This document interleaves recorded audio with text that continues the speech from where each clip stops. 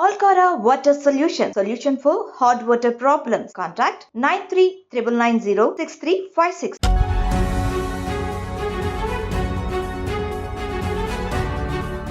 నమస్తే, నేను Kavitha. Welcome to I dream news. రాముడు రామమందిరం ఈ అస్త్రాలన్నీ పక్కకి వెళ్ళిపోయి సరికొత్త ఎన్నికల అస్త్రాల్ని బీజేపీ తెర మీదకి తీసుకొచ్చిందా? మోదీ కా పరివార్, మోదీ గ్యారంటీతో పాటుగా ఆకర్షించేటువంటి ఇతర పథకాలు, కార్యక్రమాలు, ప్రచారాలతో ఈసారి ఎన్నికలకు వెళ్తోంది బీజేపీ. ఓవరాల్గా ఇంపాక్ట్ దేశవ్యాప్తంగా ఎలా ఉండబోతోంది? ప్రస్తుతం మనతో పాటుగా ఉన్నారు పొలిటికల్ అనలిస్ట్ ఘంటా చక్రపాణి గారు. చక్రపాణి గారు, నమస్కారం అండి. సో గతంలో ప్రతిసారి ఎన్నికలప్పుడు రామ మందిర నిర్మాణం, రాముడు, రథయాత్రలు ఇవన్నీ వచ్చేవి. ఈసారి అది భవ్య దివ్య రామ మందిర నిర్మాణం అయిపోయింది. ఇంకా రాముని కాస్త పక్కన పెడితే సరికొత్త అస్త్రాలను తీసుకునే ఎజెండాతో వస్తుందా బీజేపీ? అంటే ఒకటి, రామ మందిరం అనేటువంటిది ప్రజల మనోభావాలని మార్చివేసుకునేంతవరకు రాముడికి సంబంధించినటువంటి కార్యక్రమాన్ని వాడుకున్నారు. మీరు అయోధ్య వెళ్ళారు కదా, అప్పటి నుంచే కదా మీరు ఈ కండువా వేసుకుంటున్నారు. ఆరెంజ్ కాదు, రెడ్. మీ టీవీలో అది ఆరెంజ్ లానే ఉంది. సో అంటే రెడ్ అయినా ఆరెంజ్ అయినా అది నిజానికి హైందవ సాంప్రదాయానికి ప్రతీకలాగా కనబడుతుంటుంది. ఓకే. సో అంటే మనుషులకి ఓహో మేము హిందువులం అనేటువంటి ఒక కొత్త స్పృహని, మేము మా మతము మా దైవము అనేటువంటి స్పృహని కలిగించడంలో అయోధ్య ఇష్యూ అనేటువంటిది పనికొచ్చింది. అంటే అయోధ్య ఇష్యూని మరీ లాగి రాముడు, సీత, వైష్ణవులు ఇట్లా కాకుండా ఒక సింబల్ ఆఫ్ నేషన్, హిందుత్వలో రాముడు ఒక సింబల్ అనేటువంటిది అక్కడికి ఆగారు వాళ్ళు. దాన్ని ఇంకా స్ట్రెచ్ చేస్తే మరి శివుడి సంగతి ఏందనే సమస్య వస్తుంది. కాబట్టి ఓన్లీ రాముడిని ఒక హైందవ ప్రతినిధిగా, హిందూ ధర్మ ప్రతినిధిగా, ధర్మ పరిపాలనా ప్రతినిధిగా ప్రజలు యాక్సెప్ట్ చేసినారు. అందుకే కదా వారణాసి నుంచి పోటీ చేసేది, జ్ఞానవాపి అనేది కూడా ఉంది. వారణాసి లాస్ట్ టైం నుంచే పోటీ చేసినాడు. అంటే వారణాసి నుంచి కేవలము వారణాసి టౌన్ ఓట్ల కొరకో లేకపోతే జనాలు మనం అనుకుంటాం, కానీ టెంపుల్ ఉన్న చోట ఆ దేవుడి మీద పెద్ద భక్తి ఉండదు. పోయేటోళ్ళకే భక్తి ఉంటుంది అక్కడ. వారణాసిలో ఉన్న వాళ్ళందరూ శివభక్తులు అవ్వాల్సిన అవసరం లేదు. దానిలో వైష్ణవ సాంప్రదాయంలో ఉండేటువంటి వాళ్ళు కూడా ఉంటారు, లేదా హిందువులు.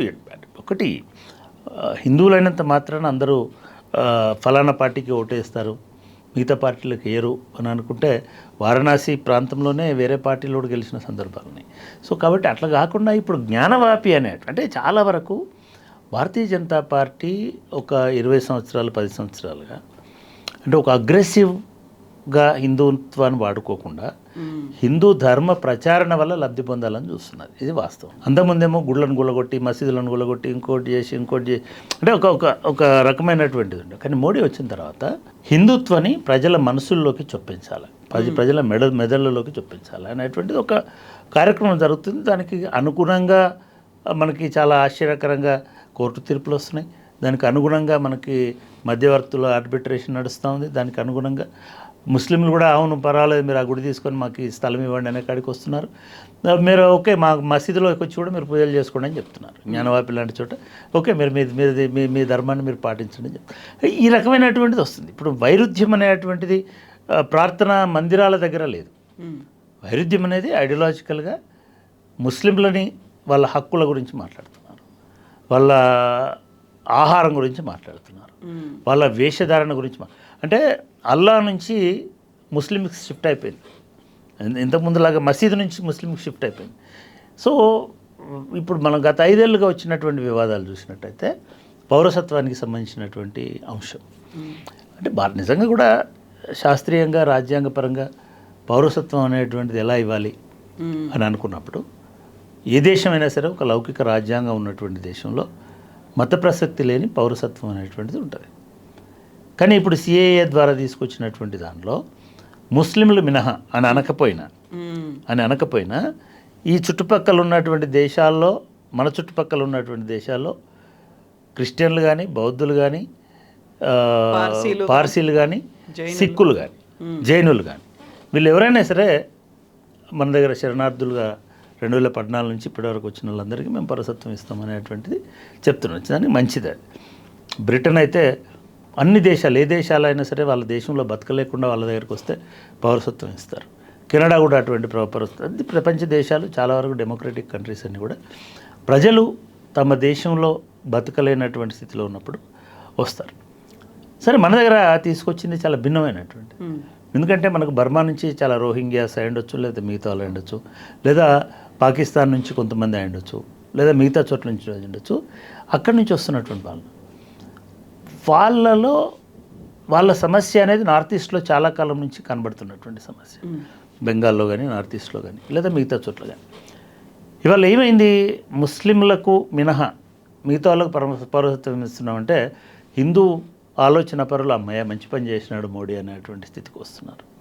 అంటే అవతలి వాళ్ళను మనము తగ్గించడం వల్ల, లేకపోతే అవతలి వాళ్ళకి సహకరించకపోవడం వల్ల కూడా మనకు సాఫ్ట్ కార్నర్ వస్తుంది అనేటువంటిది భారతీయ జనతా పార్టీ గమనించింది. ఈ మధ్య తీసుకున్నటువంటి చాలా ఇష్యూస్ వాటిని తెలియజేస్తుంది. కాబట్టి ఇప్పుడు పెద్దగా ఇక ముందు కూడా సరే రేపు మధురలో కూడా కట్టుకోండి అని అంటారు కావచ్చు.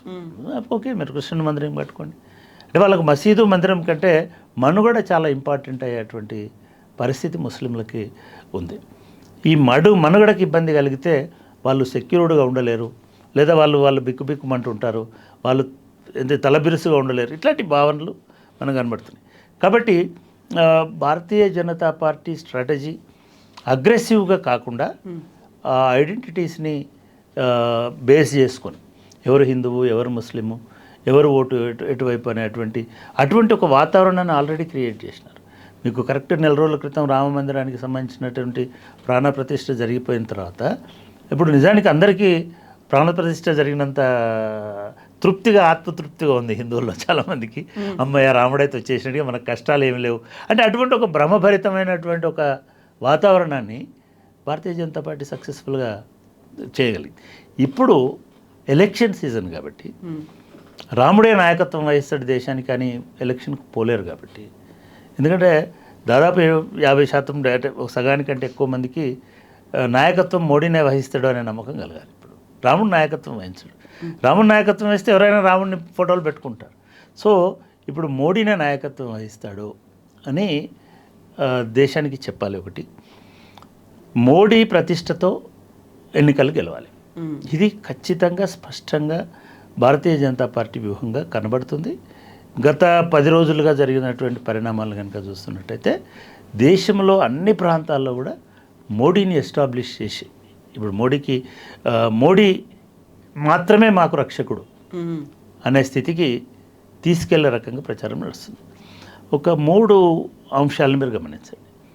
ఒకటి, ఫేస్ టు ఫేస్ మోడీ మాట్లాడుతున్నప్పుడు బహిరంగ సభలో ఏం మాట్లాడుతున్నాడు, అది తెలంగాణలోనే ఆ ట్రెండ్ సెట్ అయింది. నిజానికి తెలంగాణలో మొన్న మాట్లాడిన బహిరంగ సభలో 2 బహిరంగ సభల్లో మాట్లాడుతున్నప్పుడు సంగారెడ్డిలో, జైరాబాద్లో సంగారెడ్డి ఒక బహిరంగ సభలో, ఎల్బీ నగర్లో మాట్లాడుతున్నప్పుడు మహబూబ్ నగర్ మోడీ పరివారం, మోడీయే నా కుటుంబము, నా కుటుంబ సభ్యులారా అనడం వేరు.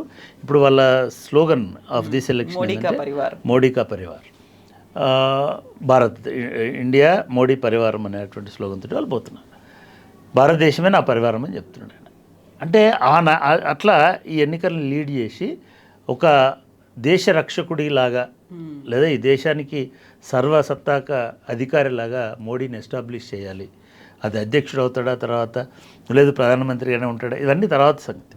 బట్ మోడీ పరివారం, ఇది భారతదేశం అంతా మోడీ వెంటనే ఉంది అనేటువంటి స్లోగన్ని వాళ్ళు తీసుకుపోతున్నారు. ఈ దిశలో బహుశా వాళ్ళు సక్సెస్ కూడా అయ్యేటువంటి అవకాశం కనబడుతూ ఉంది. నిన్న మొన్న ఇండియా టుడే మిగతా సర్వేలు కనుక చూసినట్టయితే వాళ్ళకి 330-340 దాకా వచ్చేటువంటి అవకాశం ఉందనేటువంటి వాతావరణం కనబడుతుంది. ఈ ప్రచారం కనుక ఇంకా గ్రౌండ్ లెవెల్కి తీసుకుపోగలిగితే వాళ్ళు విజయవంతం అవుతారనేటువంటి అభిప్రాయం కలుగుతుంది. ఎందుకంటే ఇండియా కూటమి అంత ధీటుగా ప్రచారం చేసుకోలేకపోతాం, ఆ కాన్ఫిడెన్స్ ఇవ్వలేకపోతుంది, నాయకత్వాన్ని చూపించలేకపోతుంది. ఎందుకో రాహుల్ గాంధీ కొంత సైడ్ ట్రాక్ అవుతున్నాడేమో అని అనిపిస్తుంది. ఆయన ప్రచారం కానీ, ఆయన అసలు ఎక్కడున్నాడు, ఏం యాత్ర చేస్తున్నాడు, ఉదకి ఎన్నికలు ముంచుకొస్తున్నాయి, మబ్బులు కమ్ముతున్నాయి. ఆ మబ్బులు కమ్మడమే కాదు, మమతా బెనర్జీ సడన్గా అన్ని సీట్లలో పోటీ చేస్తామని చెప్పింది, ఎక్కడ మేము పొత్తు పెట్టుకోమని చెప్పింది. ఇండియా కూటమి ఏమైంది, ఇండియా దానిలోనే చాలా ప్రాబ్లమ్స్ ఉన్నాయి.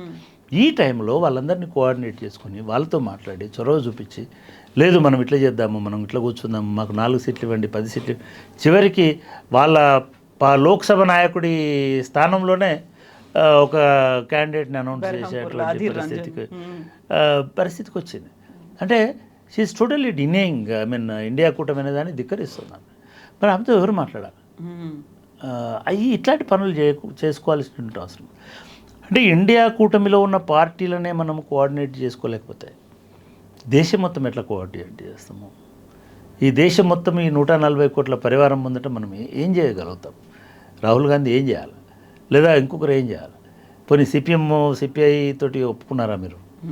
అక్కడ సీట్లు కేరళలో ఖరారైనాయా? లేదు బీహార్లో ఖరారైనాయా? ఇవేవి కూడా పట్టించుకోకుండా ఏదో అంటే వాళ్ళు ఎన్నికలు ఏదో మీదికి వస్తున్నాయి అనే స్పృహ కూడా లేకుండా ఉన్నట్టుగా దేశవ్యాప్తంగా గమనించినట్టయితే అట్లా కనిపిస్తుంది కాంగ్రెస్ పార్టీ పరిస్థితి. కాబట్టి మోడీ పరివార అనేటువంటి నినాదం ఈసారి పనిచేస్తుంది ఖచ్చితంగా అనేటువంటి సూచనలు అయితే మనకు కనబడుతుంది. అది మంచిగా చెడ ఇవన్నీ పక్కన పెడితే అది ఒక ఎమోషనల్ లెవెల్కి పోతుంది. మీరు గమనించండి, నాకు కుటుంబం లేదు అంటే కుటుంబం లేదు అని అంటే అది చాలా ఇబ్బంది ఉంటుంది. నేను ఒక అనాథను అని చెప్పుకున్నంత దయనీయంగా కనబడుతుంది. నాకు కుటుంబం లేదు, నాకు కుటుంబం లేదు అని అంటే ఏమైంది అని అడుగుతారు. కాబట్టి ఏమంటున్నాడు, వీళ్ళందరూ నన్ను కుటుంబం లేదని కించపరుస్తున్నారు, నన్ను ఆ కుటుంబం లేదని ఎద్దేవా చేస్తున్నారు. నాకు కుటుంబం ఉంది, మీరందరూ నా కుటుంబం అని చాలామంది అంటున్నారు. మరి మొత్తం 140 కోట్లలో మణిపూర్ వాళ్ళు లేరా? మొత్తం 140 కోట్లలో ముస్లింలు లేరా? ఇవన్నీ కూడా అడుగుతున్నారు. ఇప్పుడు మీరు పౌరసత్వం ఇచ్చేటువంటి వాళ్ళే మీ కుటుంబమా? పౌరసత్వం లేనటువంటి వాళ్ళు కాదా? ఇటువంటి చాలా ఇష్యూస్ వస్తాయి. అయినప్పటికీ కూడా కొంతమందిని వదులుకోవడం వల్ల ఇంకొంతమందికి పూర్తిగా దగ్గర కావాలనేటువంటి ప్రయత్నం చేస్తున్నాడు. మీరు భారతీయ జనతా పార్టీ ఈ మధ్యలో ఈ 2-3 రోజుల నుంచి చాలా పెద్ద ఎత్తున డిజిటల్ ప్లాట్ఫామ్స్లో అదేవిధంగా ఆడియో విజువల్ కంటెంట్ని విపరీతంగా రిలీజ్ చేసింది. మీరు 7 to 9 నైట్ 7 to 10 నైట్ కనుక రేడియో విన్నా, మీరు టీవీ చూసినా కూడా ఎవ్రీ 5 minutes ఒక అడ్వర్టైజ్మెంట్ వస్తుంది. ఇప్పుడు వస్తుంది ఆల్రెడీ. వాళ్ళు వర్షం పడి సూరు గరుస్తూ నీళ్ళు లోపల పడుతుంటే ఓహో మా గురించి మోడీ ఆలోచిస్తుంటాడు, మా కుటుంబం అంటే వాడికి తిండి లేకపోతే మోడీ ఆలోచిస్తాడు. చాలా చాలా ఎమోషనల్గా కూడా నాన్న గురించి ఒక 2 నిమిషాలు చెప్పి, అంటే నాన్న మాకు ఇవి చేస్తాడు అవి చేస్తాడు, మా నాన్న మా కోసం కష్టపడతాడు. మరి నాన్న కోసం ఎవరు కష్టపడతారు? అంటే నాన్న కోసం మోడీ కష్టపడతారు, అమ్మ కోసం. ఇట్లా చాలా ఫ్యామిలీని సెంటర్గా చేసుకొని ఎమోషనల్గా కనెక్ట్ చేసి ఇది విపరీతంగా పోతుంది. ఈ ప్రచారం ముందు మిగతా ఏవి పనికిరావు. డెఫినెట్గా మోడీ పరివారం అనేటువంటిది సెటిల్ అవుతుంది అనేటువంటి సూచనలు ఈ ప్రచారంలో మనకు కనబడతాం. గతంలో బీజేపీకి ఉన్నటువంటి కోర్ టీం అంతా సోషల్ మీడియా మీద ఎక్కువ ఫోకస్ పెట్టేది అనేది, అది కాకుండా ఇప్పుడు మాస్ మీడియాను కూడా యూజ్ చేసుకోవడం, జనాల్లోకి వెళ్ళడం అనేది చాలా మ్యాసివ్గా చేస్తుంది. అది దేశవ్యాప్తంగా ఒకే రకమైనటువంటి క్యాంపెయినింగ్ కూడా కనిపిస్తోంది. అంటే నేను ఇందాక నిజానికి అదే చెప్దాం అనుకున్నాను. బహిరంగ సభలు ప్లాన్ చేయడంలో కూడా బహుశా నేను అనుకోవడం, భారతదేశానికి స్వాతంత్రం వచ్చిన తర్వాత ఏ ప్రైమ్ మినిస్టర్ ఏ ఎన్నికల్లో ప్రచారం చేయనన్ని అటెండ్ అవ్వనన్ని బహిరంగ సభల్లో మోడీ అటెండ్ కాబోతున్నాడు. రోడ్ షోస్ ఎట్లా ఉంటాయి? ఇవి కాకుండా స్వయంగా ప్రధానమంత్రి, జనరల్గా ఒకప్పుడు ఎలక్షన్స్ అంటే ప్రధానమంత్రి ప్రతి చోటు ప్రచారం చేయకపోయేవారు. పార్లమెంట్ ఎన్నికలు ఎప్పుడు రాజీవ్ గాంధీ వరకు కూడా అట్లా జరగలేదు. ఏదో మహాసభలు, పెద్ద పెద్ద సభలు రాష్ట్రానికి ఒకసారి పోయి అందరిని అడ్రస్ చేసి వచ్చేటువంటి వాతావరణం. నిజానికి ఇప్పుడు చాలా మీడియా పెరిగింది. ఒకవైపు ప్రతి 5 నిమిషాలకు ఒకసారి మీడియాలో కనబడుతున్నారు, మోడీ గ్యారంటీలు వస్తున్నాయి. రెండవది మీకు ప్రతి సెగ్మెంట్ని ఈసారి ప్రతి 2 సెగ్మెంట్స్కి ఒక బహిరంగ సభ పెట్టబోతున్నారు. ఆల్రెడీ మనకి తెలంగాణలో 2-3 అయిపోయినాయి. ఇప్పుడు ఇంకొక 3 పెడుతున్నారు.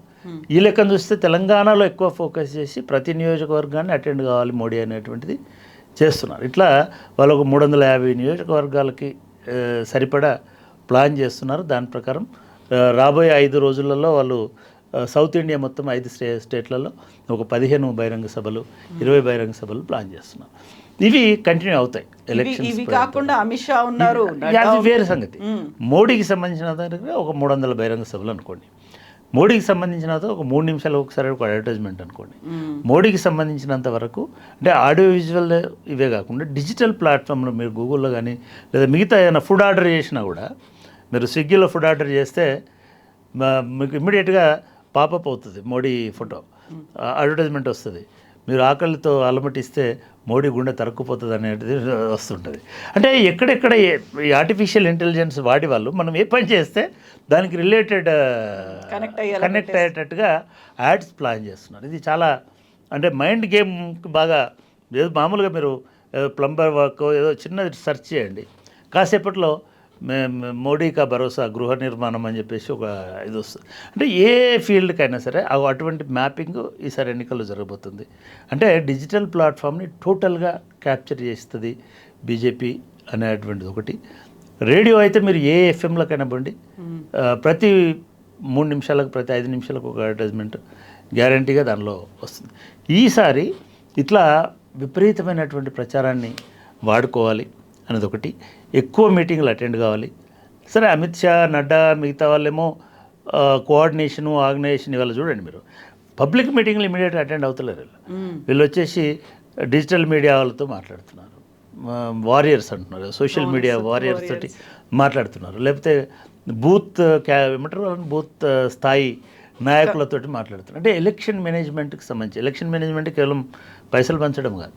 ఎలక్షన్ మేనేజ్మెంట్ అంటే ఓటర్ని ఎన్నికల దాకా బూత్ దాకా ఎట్లా తీసుకురా, ఇవన్నీ ఇంత అడ్వాన్స్డ్గా ఏ పార్టీ చేయట్లేదు. కాంగ్రెస్ పార్టీ వాళ్ళకి వదిలేసింది. రేవంత్ రెడ్డి తెలంగాణలో ముఖ్యమంత్రి ఉంటే రేవంత్ రెడ్డి గారు ఏం చెప్తే అది ఫైనల్, లేదా ప్రచారం అంతా వీళ్ళు చూసుకుంటారు. రాహుల్ గాంధీ ఎప్పుడు వస్తాడో, ఏం షెడ్యూల్ ఇస్తాడో ఎవరికి తెలియదు. ఎప్పటివరకు అయితే లేదు అట్లాంటిది. Candidates finalisation జరుగుతలేదు. ఇవాళతోటి బహుశా నేను అనుకోవడము ఆల్మోస్ట్ అందరు క్యాండిడేట్స్ డిక్లేర్ చేస్తున్నారు. ఇవాళ రేపట్లో ఫైనల్ అవుతుంది. ఫైనల్ అవుతే ఇప్పుడు ఆల్రెడీ 9 మందిని ఇచ్చున్నారు. ఓన్లీ 8 సీట్లే ఉన్నాయి. 8 సీట్లు నిన్న చేరికల పరిస్థితి కనుక గమనించినట్టయితే వాళ్ళందరికీ టికెట్లు వస్తాయి. ప్రొఫెసర్ సీతారాం నాయక్ అయ్యొచ్చు, లేదా ఇంకోళ్ళు అయ్యొచ్చు, ఆల్రెడీ చెప్పేసినారు. నల్గొండ సైదిరెడ్డి అయ్యొచ్చు. సో వాళ్ళు ఆ క్యాండిడేట్స్ కూడా అనౌన్స్ చేస్తారు. ఓన్లీ మిగిలింది ప్రచారమే. సో ఈ లెక్కను చూసినప్పుడు డెఫినెట్గా భారతీయ జనతా పార్టీ అనేటువంటిది ప్రచారంలో చాలా ముందున్నట్టుగా మనకు కనబడతాం. మిగతా వాళ్ళు ఇంకా మేల్కోవాలి, తేరుకోవాలి. ముఖ్యంగా కాంగ్రెస్ పార్టీ ఎంతసేపు మీరు కేసీఆర్ని తిట్టుకుంటూ కేటీఆర్ మిమ్మల్ని అనుకుంటూ మీరు కాదు ఇప్పుడు పోటీ, మీకు ముంచుకొస్తున్నటువంటి ముప్పు డెఫినెట్గా బీజేపీ రూపంలో ఉంటుంది. తెలంగాణకి ఖచ్చితంగా ఇది ఒక పెద్ద ప్రమాదం అని చెప్పుకోవచ్చు. రెండోది వీళ్ళిద్దరి కొట్లాట అనేటువంటిది ఖచ్చితంగా వాళ్ళకు లాభం కలిగించేటట్టుగా కనబడతా ఉంది. అంటే ఈ ఎలక్షన్ కుదరదేమో కానీ భవిష్యత్తులో అయినా సరే కేసీఆర్ గారు చేసిన తప్పునే రేవంత్ రెడ్డి చేస్తున్నాడేమో అనిపిస్తుంది. కేసీఆర్ గారు కూడా మిగతా పార్టీలను పెద్దగా కన్సిడర్ చేయకుండా ఉన్నారు. ఇప్పుడు వీళ్ళు టీఆర్ఎస్ని కన్సిడర్ చేయకుండా ఎదగనీయకుండా చేస్తే బీజేపీ ఎదుగుతుంది. అప్పుడు బీజేపీ ఎదిగితే కాంగ్రెస్ పార్టీ మిగలదు. కాబట్టి బీఆర్ఎస్ని కాపాడుకోవాల్సినటువంటి బాధ్యత, అవసరం కాంగ్రెస్ పార్టీ కూడా ఉందని నేను అనుకుంటున్నాను. రేవంత్ రెడ్డికి కూడా ఉందనుకుంటున్నాను. Thank you so much.